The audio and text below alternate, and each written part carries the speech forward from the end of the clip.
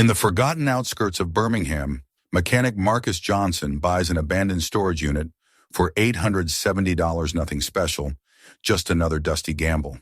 But behind the rusted door of Unit 47 waits something older than the darkness itself. 3 sealed wooden crates, no key, no records, and a name whispered in every shadow. Edgar Cole. They said Cole was just a butcher.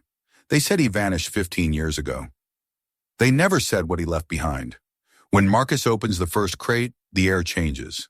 The smell of rust and chemicals, the sound of something shifting in the dark. And then the phone calls begin. Unknown numbers, foreign voices, warnings. Leave it closed. But curiosity always has a price. What Marcus uncovers inside the final crate will pull him into a nightmare carved in wood and sealed in flesh.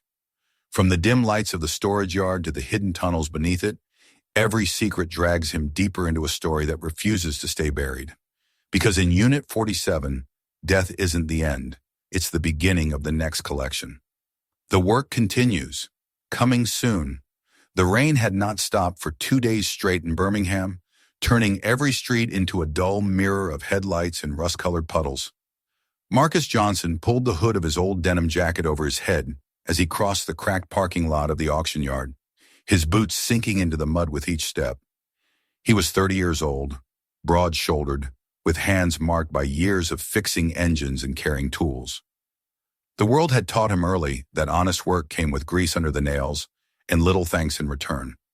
After his uncle's death the previous spring, Marcus had been trying to fill both the silence left behind and the empty space in his workshop.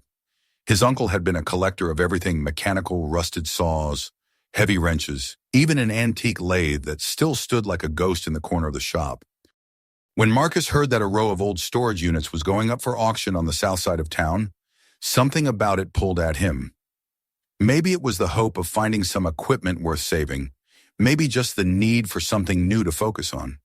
The warehouse itself sat behind a chain-link fence, a sprawling lot of corrugated metal and forgotten years. The air smelled of oil, wet paper, and dust. The auctioneer was a thin man with a sunken face, shouting numbers into the humid air, while a dozen bidders stood beneath their umbrellas, raising their cards without enthusiasm. Marcus watched as old furniture, cracked televisions, and boxes of clothes changed hands for $20, $30, $50. It all looked the same, junk waiting for another owner to pile it in a different corner. But then came the last lot of the day. Unit 47, the auctioneer called out. Contents unknown, locked for over a decade, 10 by 20 feet. A murmur went through the crowd. The metal door of the unit was streaked with rust, and on the concrete beside it, someone had scrawled a faint, half-erased warning in red spray paint. Keep out. Marcus felt something twist inside him. Not fear exactly, but curiosity wrapped in unease. Starting bid, 200, the auctioneer shouted. No one moved. 200, anyone? Marcus raised his hand without thinking. The man's gaze flicked toward him. 250? Silence. Sold for 200 to number 15. Marcus had bought himself a sealed mystery. Inside the small office trailer, the air was thick with the smell of coffee gone bitter from the burner. A young clerk took his payment and printed a faded receipt. As Marcus was signing, an older man emerged from the back room, his voice slow and grave. That one you bought, he said, wasn't opened since the day its renter disappeared. Marcus looked up. Disappeared? The man nodded. Edgar Cole used to run a butcher shop over in Ensley. They said he went missing after some trouble with the law. Never paid the rent on this unit since. He paused, eyeing Marcus carefully. Some folks around here think it's cursed. Things left in the dark that long tend to stay better off there. Marcus forced a chuckle, folding his copy of the receipt. Guess I don't believe in curses, he said. The man shrugged. That's the thing about belief. It doesn't care whether you have it or not. When Marcus stepped back outside, the rain had softened to a drizzle. He walked down the line of metal doors until he found number 47. The lock was heavy and cold under his fingers, its surface speckled with corrosion. He crouched, ran his hand along the bottom edge of the door. Dust clung to his skin like ash. It was strange, he thought, How something so ordinary, a door, a padlock, a few feet of space could carry so much weight simply because no one had touched it in years. He turned the key, and the lock gave a reluctant click. The door rattled as he pulled it up halfway. The smell that came out was not rot exactly, but old air, trapped too long. He coughed, stepped back, and lowered the door again. It could wait until morning. Back home, the small apartment above his workshop felt emptier than usual. He dropped the keys onto the table, made himself a cup of coffee, and stared out the window at the rain. On the counter lay the folded receipt with the address scrawled in the corner. Birmingham Storage Co., Unit 47. He kept rereading the name Edgar Cole. It sounded familiar. Maybe his uncle had mentioned it once. One of those half-drunken evenings when the old man rambled about people he'd known from the neighborhood mechanics, hunters, butchers. Cole had been one of those quiet types, he remembered, the kind you didn't notice until they were gone. That night, Marcus dreamed of the storage yard. He was standing in front of the same door, but when he pulled it open, it didn't lead into the unit. It opened onto a long hallway lined with white tiles. The sound of dripping echoed from somewhere ahead. In the dream, he could smell metal, like blood on cold steel. He walked forward, the walls closing in around him, until a single light flickered at the far end. Beneath it stood a man in a butcher's apron, his face hidden behind a shadow. Marcus tried to call out, but his voice came as a whisper swallowed by the dark. The man raised one hand, holding something small and shining, a key. When Marcus reached for it, the light went out. He woke up sweating, the echo of the dripping sound still lingering in his ears. For a long time he sat on the edge of his bed, staring at the wall, trying to shake the feeling that the dream had been more memory than imagination. Outside, the sky was pale gray, the storm finally easing. He decided he'd go back to the unit today, bring some tools, and see what exactly he had bought. On his way out, Marcus stopped at the diner near the corner. The waitress, an older woman with silver braids, set down his coffee and looked at him with curious eyes. "You look like you didn't sleep," she said. He smiled faintly. "Just a rough night. Bought myself some trouble, maybe." She laughed. "Ain't that what money's for?" He hesitated, then told her about the auction, about the story the clerk had mentioned. Her smile faded. "Edgar Cole?" she repeated. "Honey, you best stay away from that mess. My cousin used to live near that man's shop. Folks said he'd work late, all hours of the night. Then those people started disappearing." She leaned closer, lowering her voice. "They never found their bodies, not one." Marcus nodded slowly, trying not to show how her words unsettled him. "Probably just gossip," he said. "Old stories get bigger over time." But even as he spoke, he couldn't ignore the cold knot forming in his stomach. By midday, he was back at the yard. The clouds had thinned, the light flat and colorless. He parked his truck close to the unit and got out with a crowbar and a flashlight. The door protested with a screech when he lifted it this time, revealing the dim interior. 3 enormous wooden crates dominated the space, stacked side by side against the far wall. Each was nailed shut, the wood darkened by years of damp air. He could see faint markings along the sides' numbers, maybe letters, but they were too faded to read. Dust floated in the beam of his flashlight like ashen water. The rest of the space was empty, except for a few flattened boxes and a broken dolly. He stepped inside. The air was heavy, thick with the smell of wood and something else, something metallic. His boots left shallow prints in the dust. He reached out and touched the nearest crate. It was cold, almost clammy. For a moment he thought he heard a faint sound, a whisper of movement, but when he stood still, there was nothing. The silence pressed on his ears. He exhaled slowly, forcing a nervous laugh. "Just the wind," he muttered. Yet there was no wind in that sealed metal room. He backed out and lowered the door, locking it again. He would need help to open those crates. Maybe his friend Curtis could lend a hand. As he turned to leave, he noticed a small sticker half torn from the doorframe.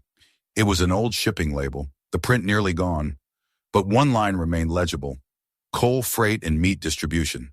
A chill slid down his spine. The name wasn't just local gossip. It was written right there on the door he'd opened.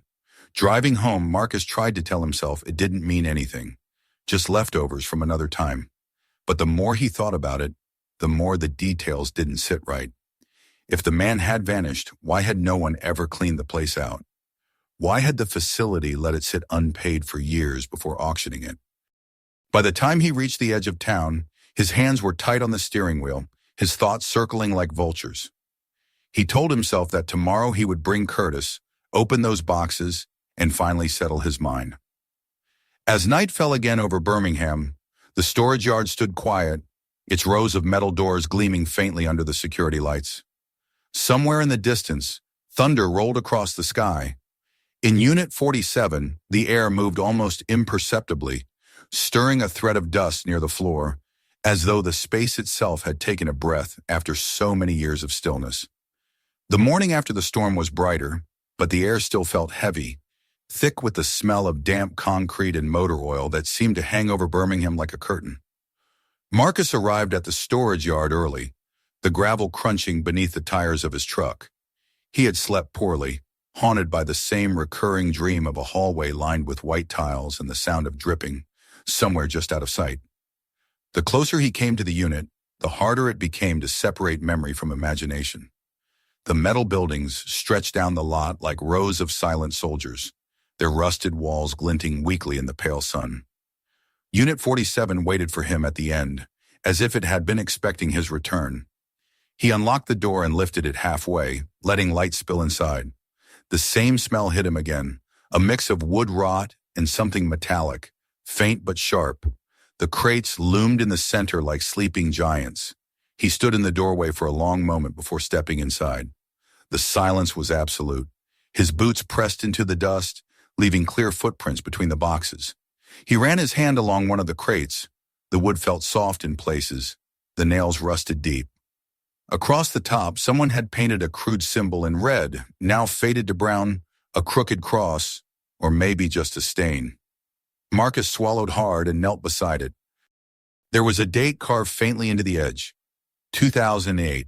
That would have been around the time Cole disappeared. He backed away and went to the truck to get his crowbar.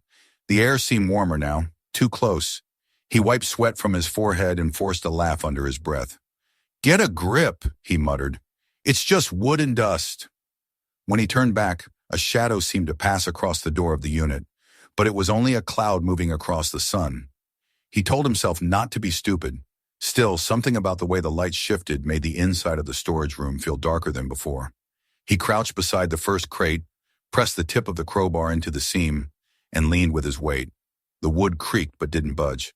He tried again, harder this time. The nails gave a groan and lifted slightly, leaving a thin gap at the corner. He paused to catch his breath. Inside the gap, a faint glint caught his eye, something metallic just behind the plank. He pried a little more, widening the crack, and cold air rushed out, carrying a smell that turned his stomach. It wasn't rot exactly, more like rust and chemicals. He let the crowbar fall and stepped back, swallowing bile. He'd smelled that combination before in his uncle's shop when cleaning old tools that had been soaked in oil and blood. He forced the lid shut again and stepped outside for air. The yard was quiet except for the distant hum of a generator. He leaned against his truck, feeling sweat run down the back of his neck. The logic was simple. If it was that bad, it was probably just spoiled meat or chemicals from the butcher shop. Nothing more. But the smell clung to him, following like a warning. When he went back inside, he decided to leave the crates for now and search around the unit instead. In the far corner, beneath a stack of flattened cardboard, he found a folded tarp and a metal dolly. The tarp was stiff with dust, but the dolly's wheels still turned smoothly when he tested them. It was strange. The rest of the space was filthy, yet the dolly looked almost new. He brushed off the handle and set it aside. He would need it if he planned to move those crates later. That was when his phone buzzed. The signal was weak this far out, but a number flashed on the screen, an international code he didn't recognize. He frowned and declined the call. It rang again immediately. This time he answered, his voice cautious. "Hello?"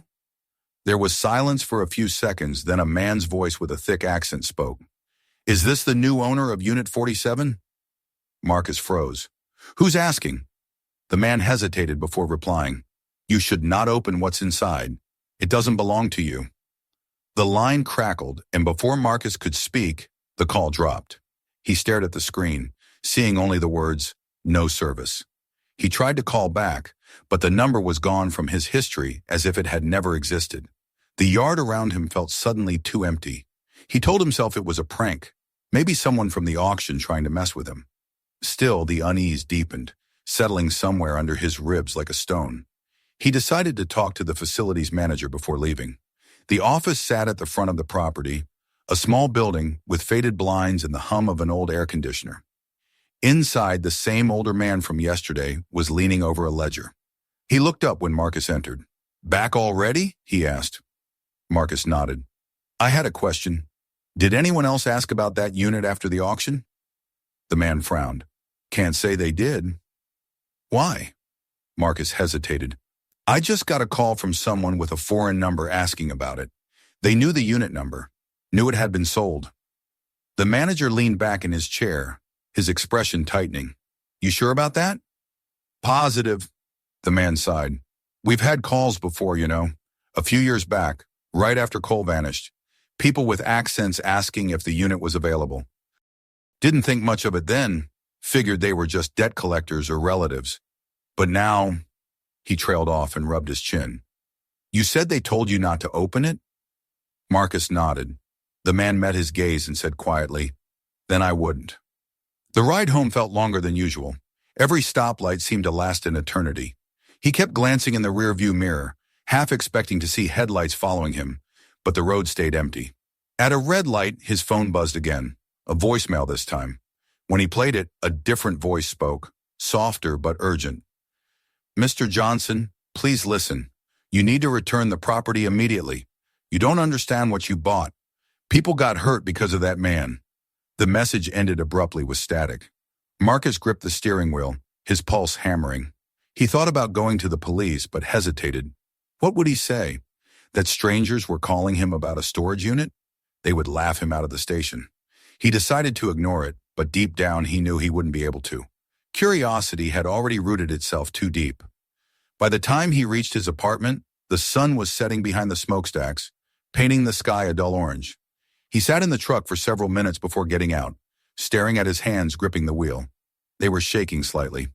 Inside, he poured himself a glass of whiskey and sat on the couch, staring at the receipt from the auction pinned to the fridge with a magnet. Unit 47, Edgar Cole. He looked the name up online again, scrolling through old news clippings. One headline caught his eye. "Local butcher disappears amid missing persons cases." The article was brief, noting that Cole had been questioned several times by police regarding the disappearance of 2 employees but was never charged. He had gone missing soon after. There was a small, grainy photo of him, tall, heavy-set, with eyes that seemed to stare straight through the camera. Something about that face made Marcus's stomach tighten. He closed the laptop. The next morning, he drove back to the storage facility with a plan to open the crates fully. The unease had become an obsession now, the kind that leaves no room for reason. The manager wasn't in yet, and the yard was deserted. The sun had barely risen, the mist curling between the rows of metal buildings. Marcus rolled up the door again, grabbed his crowbar, and approached the first crate. The wood gave under the pressure this time, splitting along the seam. He pulled the board free, revealing a dark cavity inside. He shone his flashlight in. At first, all he saw was plastic-thick, crinkled sheets wrapped around something bulky. He reached in, fingers brushing against cold metal. He tugged gently until the shape slid closer to the edge. It was an old freezer, its surface spotted with rust, the power cord neatly coiled beside it. The logo on the front read, Frigidaire. He hesitated, then lifted the lid. Inside were rows of sealed containers labeled with faded handwriting. He couldn't make out the words, but the dates on them ranged from 2006 to 2008. A chill crawled up his arms. He shut the lid and stepped back. There was something profoundly wrong about this. He covered the crate again, pressing the boards back in place as best he could. Outside, he took deep breaths, staring at the open sky. He told himself again that it was just old meat, nothing more. But the thought didn't stick. He could still smell that sharp chemical odor on his hands. As he stood there, his phone buzzed once more. No number this time, only unknown caller. Against his better judgment, he answered. "You opened it," a voice whispered. It was the same accent as before, but lower, almost trembling. "You shouldn't have done that. Leave it be, Mr. Johnson." The line went dead. For several seconds, Marcus stood motionless, staring at the phone. Then he slipped it into his pocket and got into the truck. The air inside felt stifling. He started the engine and sat there, not moving, while the sound of the idling motor filled the silence. That night, he dreamed again of the tiled hallway. But this time, he wasn't alone. A figure walked ahead of him, dragging something heavy that left a streak on the floor. When it turned its head, Marcus saw his own face staring back at him. He woke with a shout, his heart pounding. The sound of dripping from the kitchen sink filled the room, eerily similar to the sound in the dream. He turned off the faucet, but the drip continued somewhere unseen. He tried to shake it off, but sleep wouldn't come again. In the following days, Marcus tried to distract himself with work, but his thoughts always drifted back to the crates. The calls stopped, yet he felt watched. Once, while locking up the shop late at night, he noticed a black sedan idling at the corner of the street. When he looked directly at it, the headlights flicked off and the car rolled away slowly. He told himself it was coincidence, but when he returned home, a folded piece of paper lay under his door. "Leave it closed." No name, no signature, just those 3 words. He stood in the dim hallway holding the note, feeling the weight of it far more than the paper itself.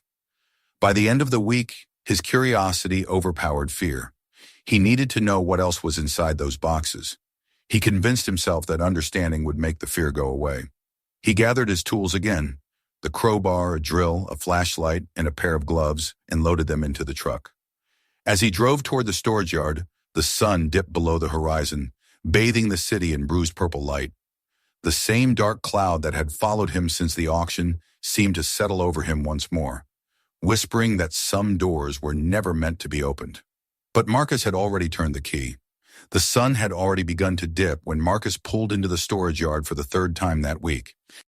The air was heavy with late summer humidity, the kind that seemed to cling to the skin and make every breath thick. The yard was empty, quiet except for the distant hum of the highway. A long shadow stretched from the door of Unit 47, cutting across the cracked concrete like a blade. Marcus sat behind the wheel for a while, his hands resting on the steering wheel, watching the slow crawl of clouds overhead. He told himself this would be the last time. He'd open the crates, take a look, then call someone, maybe the police, maybe the local paper. Anything would be better than the endless not knowing.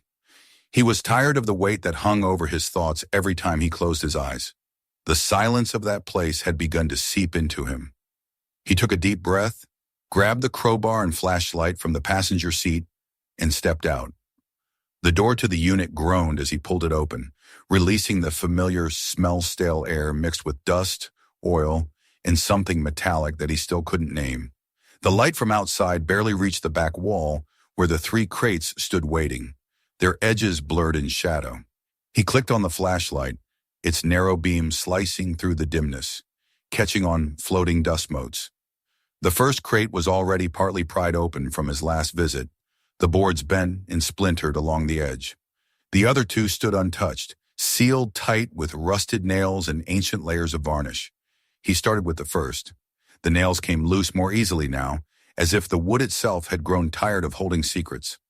The boards fell away one by one, clattering onto the floor. The freezer inside looked older than he remembered, its white enamel chipped and streaked with brown stains. He touched the metal and felt the chill of it, impossibly cold for something unplugged. He hesitated before lifting the lid. The smell hit him first chemical, sour, sharp enough to sting his nose. He gagged and stepped back, covering his mouth with his sleeve. Inside were rows of glass containers, their labels faded and curling. Some were filled with cloudy liquid, others empty except for a dark residue at the bottom. He leaned closer, shining the light across one jar, and froze. Something floated there, small, pale, unrecognizable. His heart began to pound in his chest, a deep rhythmic pulse he could feel in his ears. He shut the lid quickly and stumbled back, kicking over one of the fallen boards. For several minutes he stood motionless, trying to calm his breathing. Logic wrestled with fear. Whatever this was, it didn't belong here, didn't belong anywhere. He thought of the phone calls, the warnings, the man's voice saying, "Leave it closed." Maybe he should have listened. But curiosity was stronger now, its grip too deep.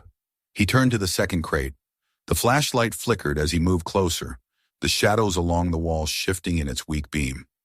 He told himself it was just the light, nothing more. When he wedged the crowbar beneath the next board and pulled, a nail shot free and clanged across the concrete.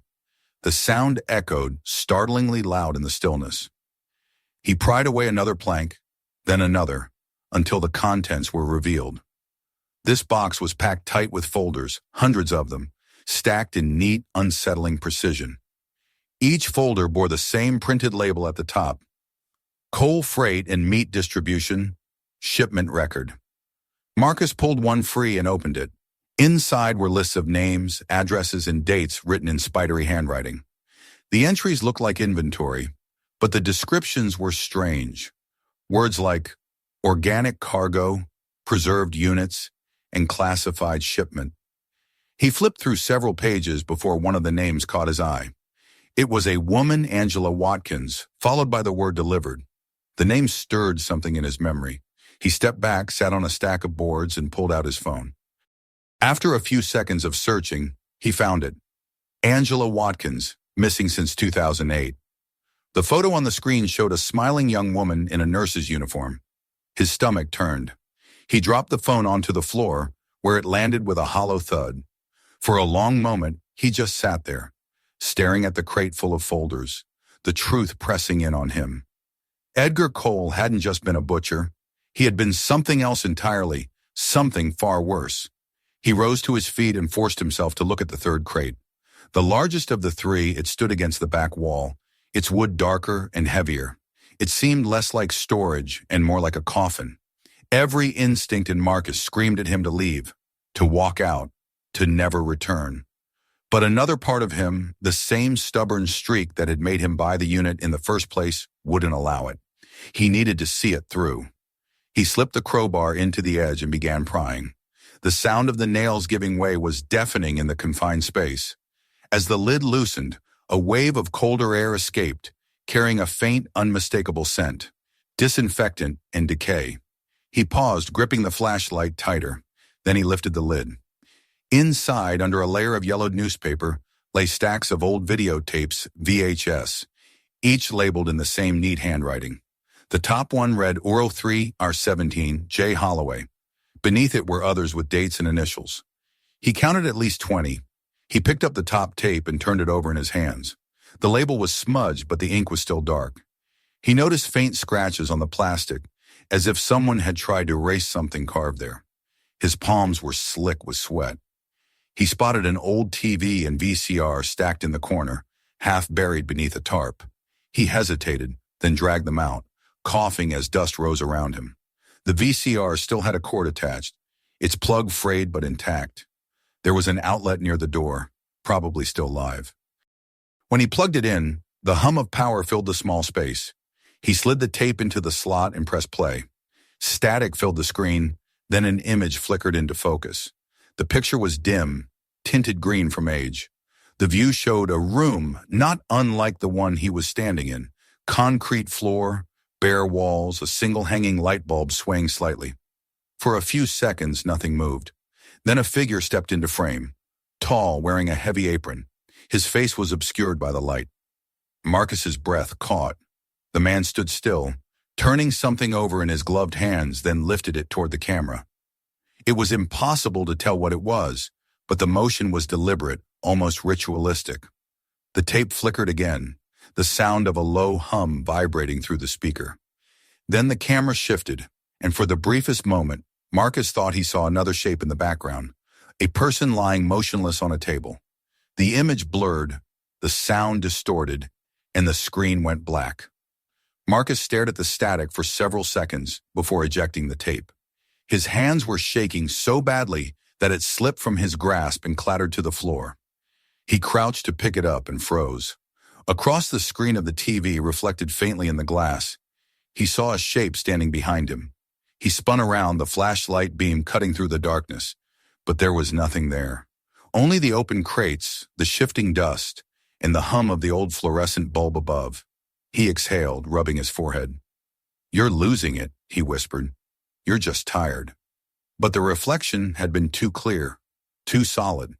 He gathered a few of the folders and one of the tapes, planning to bring them to the police. It was the logical thing to do.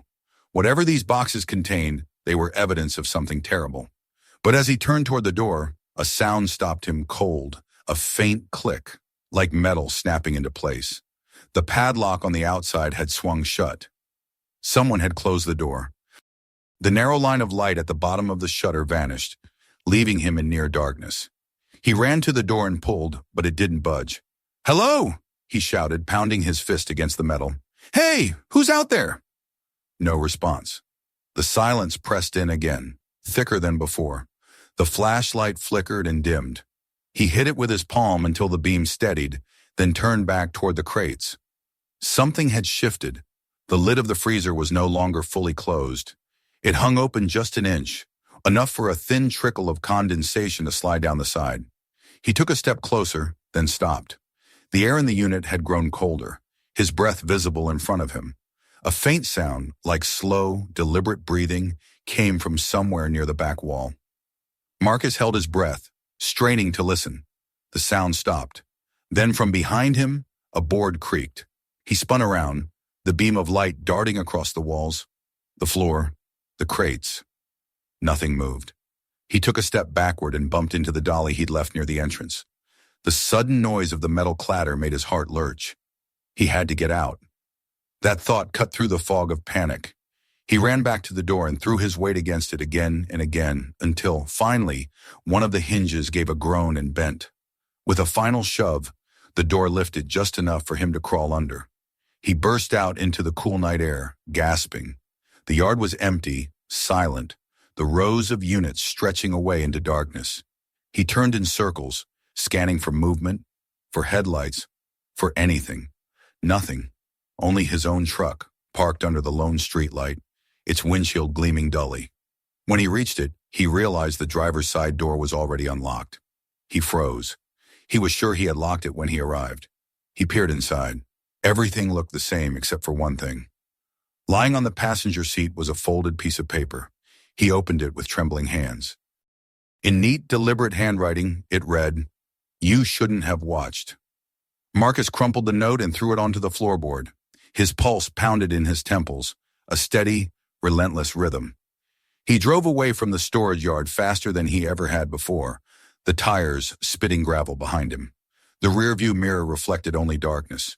But even as he left the place behind, the smell followed him, the metallic tang that had seeped into his clothes and skin, the scent of something that refused to stay buried.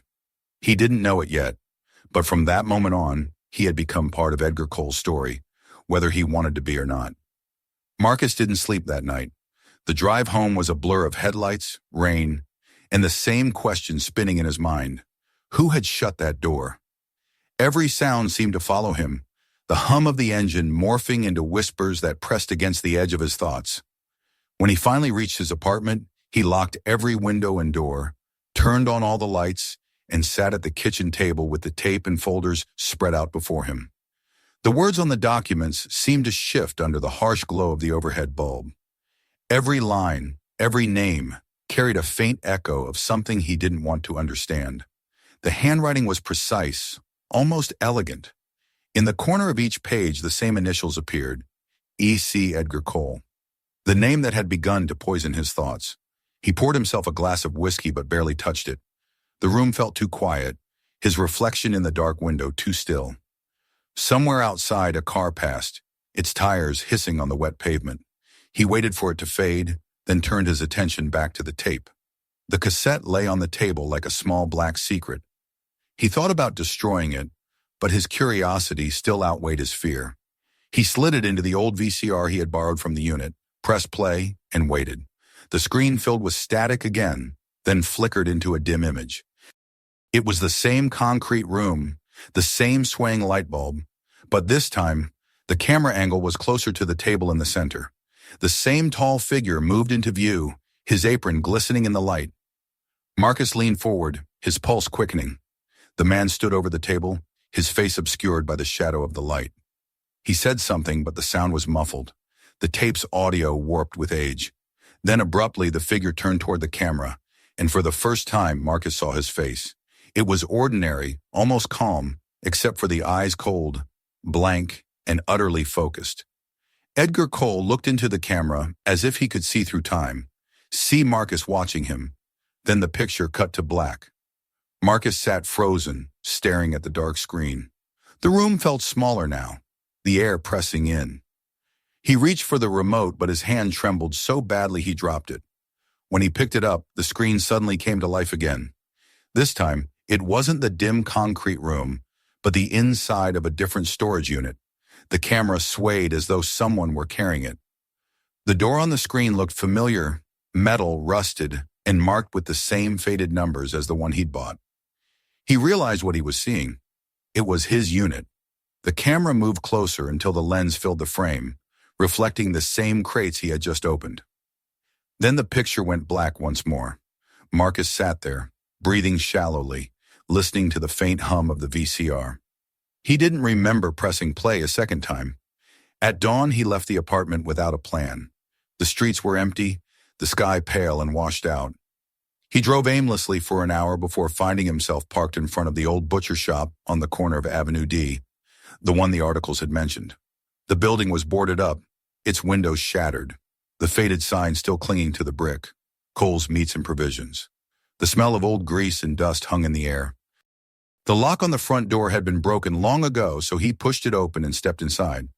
The interior was a ruin of time-rusted counters, broken glass, a shattered scale on the floor. He moved deeper into the shop, his footsteps echoing.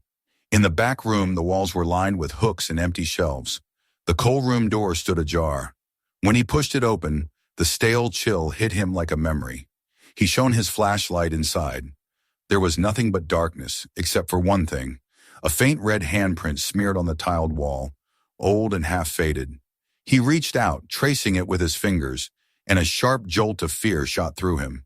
He didn't know why, but the mark felt deliberate, as though someone had left it for him to find. On the drive back, the radio crackled with static no matter which station he turned to. He switched it off and drove in silence. By the time he reached his apartment, he had convinced himself it was time to go to the police. He gathered the folders and the tape, placed them in a cardboard box, and set it near the door. He even rehearsed what he would say. He had bought a storage unit, found disturbing materials, possibly linked to a cold case. He'd sound rational. He'd sound sane. But as the sun went down and shadows filled the corners of the room, he began to doubt himself again. What if they didn't believe him? What if they thought he was involved? He had touched everything, opened everything. He had watched. Then came the knock. 3 short raps on the door, steady and confident. He froze. The sound didn't fit the hour. It was close to midnight. He moved quietly across the floor, peering through the peephole. A man stood there, middle-aged, dressed in a dark jacket, his hands clasped in front of him. Marcus hesitated, then opened the door slightly. "Can I help you?" he asked. The man smiled faintly. "Mr. Johnson, my name's Detective Harlan. I'd like to ask you a few questions about an old property you recently purchased." Marcus felt his stomach tighten. "The storage unit," the man added. "May I come in?" Marcus nodded slowly and stepped aside. Harlan walked in with the calm of someone who already knew the answers to his questions. He glanced at the box by the door. "I see you've been doing some digging," he said. "How did you find me?" Marcus asked. The detective gave a small shrug. "We've been keeping an eye on certain records. The cold case was never officially closed." He looked around the room, then back at Marcus. "You found something, didn't you?" Marcus hesitated, then nodded. "Documents. A tape. I was going to bring them in." Harlan crouched beside the box, opened it, and pulled out one of the folders. He flipped through it, his expression unreadable. "You shouldn't have watched the tape," he said quietly. The words made Marcus's skin crawl. "How do you know about that?" he asked. The detective didn't answer. Instead, he stood, closed the box, and said, "I'll take this from here. You'll get a call from my office tomorrow." When he left, Marcus locked the door and leaned against it, his heart pounding. Something about the man's tone didn't sit right. He hadn't shown any identification. Marcus rushed to the window and looked down at the parking lot. The detective was gone. No car, no trace. only the echo of his footsteps in the stairwell. He went back to the door and opened the box. It was empty, every folder, every tape gone. He sank to the floor, his mind racing. There was no Detective Harlan listed in the Birmingham Police Department. He checked twice. Whoever the man was, he had taken the evidence with him. The following evening, Marcus returned to the storage yard one last time. He needed to know if the other tapes were still there. The sky was bruised purple, a thin fog rolling low over the ground. When he reached Unit 47, the door was already half open. He stopped several feet away, his breath catching. Someone had been there. The light inside flickered weakly, casting long, trembling shadows. He stepped inside slowly. The crates were where he had left them, but the lids had been removed completely. The folders were gone, scattered papers littering the floor like fallen leaves. The old freezer was unplugged, the lid wide open. He forced himself to look inside. It was empty. Only a faint mark on the metal lining hinted that anything had ever been there. He turned toward the corner where the tapes had been stacked. The VCR was still plugged in, the TV screen black. On top of the machine sat a single cassette. No label, no markings.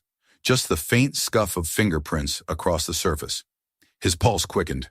He picked it up and turned it over. A piece of masking tape clung to the bottom edge, with one word written in neat letters. Marcus. His throat went dry. He almost dropped it. For a long minute he stood there, staring at the tape, afraid to move. Then he slid it into the VCR. The screen filled with static. Slowly an image appeared.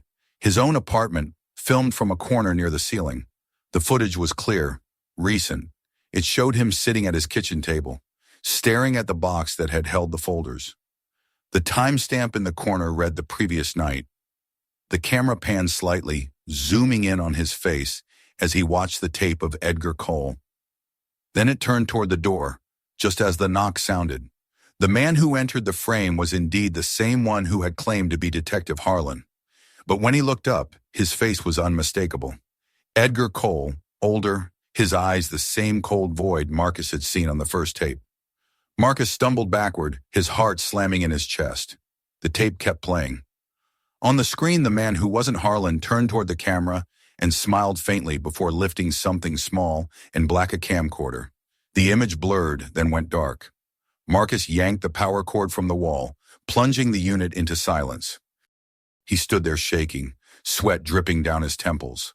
The realization hit him with the force of a physical blow. Edgar Cole wasn't dead. He had never disappeared. He was still here, somewhere, watching. Outside, the sound of tires crunching on gravel made Marcus's blood run cold.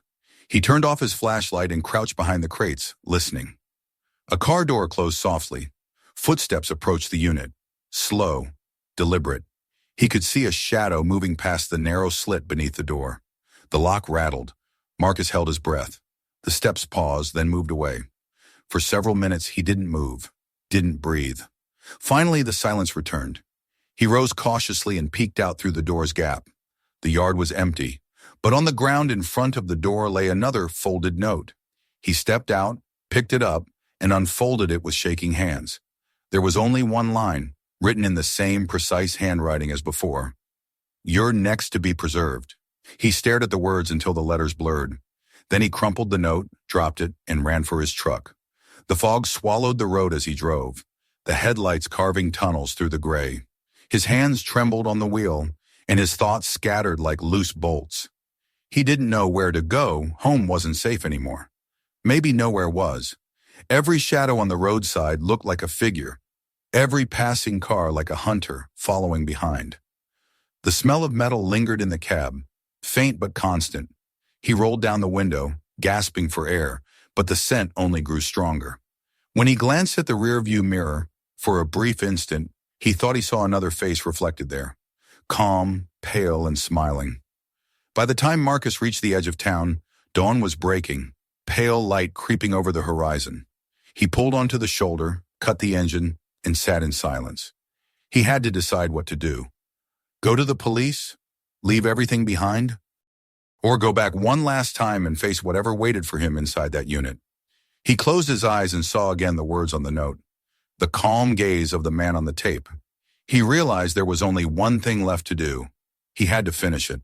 Whatever Edgar Cole had started, whatever evil had nested in that place, it had attached itself to him now. The only way to end it was to go back into the dark. The road back to the storage yard was almost empty at that hour, stretching out before Marcus like a black vein through the mist. The first light of dawn had not yet broken through the clouds, and the world still existed in that eerie gray between night and morning, when everything felt half dead. The engine of his truck hummed beneath him, steady but weak, as though it too shared his exhaustion. He hadn't slept since the night before. His eyes burned, his thoughts tangled in a haze of fear and grim determination. He didn't know if going back was courage or madness, maybe both. But one thing he knew for certain, this wasn't going to end unless he faced it himself. Whatever Cole had done, whatever still lingered in that cursed place, had drawn him in like gravity, and now there was no escaping it. When he turned off the highway, the gravel crunched beneath his tires. The familiar sign for Birmingham Storage Co. loomed out of the fog, half hidden behind weeds. The main gate stood open. No one ever came this early, not even the manager. The silence was thick, broken only by the rhythmic creak of a loose chain tapping against a metal pole in the breeze. As Marcus drove deeper between the rows of units, his headlights cut through the gray haze, illuminating the faded numbers painted on the doors. When he reached Unit 47, the sight stopped him cold. The door was wide open. Inside, the single overhead light flickered weakly, throwing shadows that moved like restless ghosts. He stepped out of the truck, the crowbar clutched tight in one hand. The air smelled of rust and wet concrete. Every instinct screamed at him to leave, to run, to forget this place existed. But he forced himself forward, each step echoing softly against the ground. The inside of the unit was almost empty now. The crates were gone. In their place, deep scratches scarred the concrete floor, as though something heavy had been dragged away. A trail of smeared dust led toward the back wall, where the faint outline of a door had been revealed. An old service hatch, partly covered by years of grime and paint. He stared at it, realizing he had never noticed it before. The latch hung crookedly, its lock broken long ago. He swallowed hard and pressed his hand against the cold metal. It swung open with a groan that echoed through the entire row of units. Behind it was a narrow passage leading down into darkness, the walls lined with bare pipes and crumbling concrete. A smell rose from below, stale, chemical, and unmistakably human. He hesitated, then clicked on his flashlight and stepped through. The air grew colder as he descended. Water dripped somewhere, the sound hollow and rhythmic. The passage opened into a larger room beneath the unit, an underground space that looked like it had been built long before the storage complex itself. The floor was damp, the ceiling low. Against the far wall stood 3 more wooden boxes, identical to the ones he had opened above. Marcus's breath caught. For a moment, all he could do was stare. The edges of the crates gleamed faintly where moisture had soaked into the wood. He took a step closer, the beam of his flashlight trembling. On the nearest box, carved into the surface with a knife, were the words, "The work continues." The second box bore a date, 2023. His heart stuttered. That was this year. Someone had been here recently, someone who still believed in Cole's work. He shone the light over the floor and saw boot prints leading away from the boxes, fresh in the thin layer of dust. A noise came from behind him, a soft scrape, like fabric brushing against the wall. He spun around, raising the crowbar, the flashlight beam slicing through the dark. No one was there, just the narrow tunnel leading back up to the surface.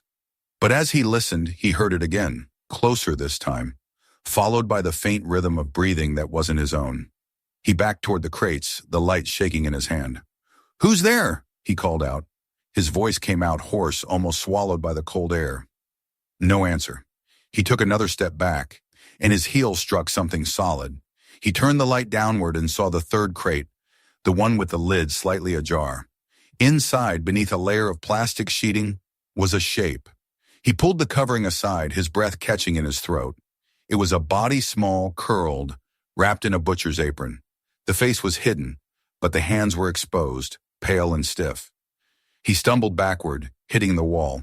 His mind reeled. This wasn't just a relic from Cole's past. This was new.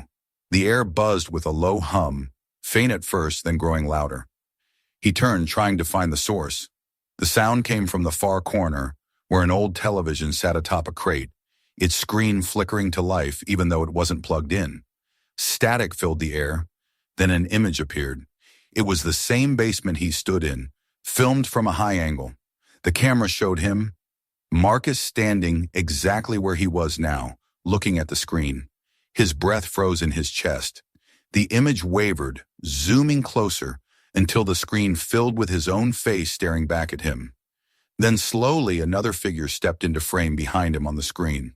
A tall man in a butcher's apron, his face obscured by shadow. Marcus spun around, swinging the crowbar, but there was nothing there. When he looked back at the screen, the figure was closer. The sound of breathing filled the room, louder now, rhythmic and human. He backed toward the stairs, his flashlight flickering. The television buzzed and hissed. Then through the static, a voice spoke low, rasping, familiar. "You shouldn't have opened it." Marcus's throat tightened.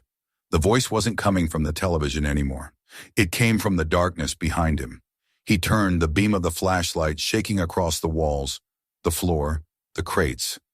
A movement to his left made him whip the light in that direction. For an instant, he saw a face pale, expressionless, eyes glinting like glass. Then it was gone. He ran for the stairs. His boots slipped on the wet concrete as he climbed, the echo of his own breath drowning out everything else. He could feel the cold air rising from below, chasing him up the tunnel. When he burst through the hatch and into the unit above, he slammed the door shut and pressed his weight against it, his chest heaving. The silence returned, broken only by the faint crackle of electricity from the failing light overhead. He turned toward the open doorway that led outside and froze. A figure stood silhouetted against the pale morning light, blocking his exit. Tall, broad-shouldered, wearing an apron streaked with dark stains. In one hand, he held a knife that glinted faintly as he stepped forward. Marcus's mind screamed to move, but his body wouldn't obey.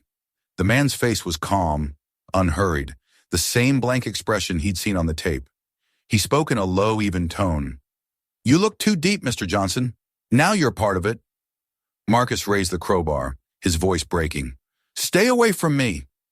The man didn't stop. He took another step, then another, until he was only a few feet away.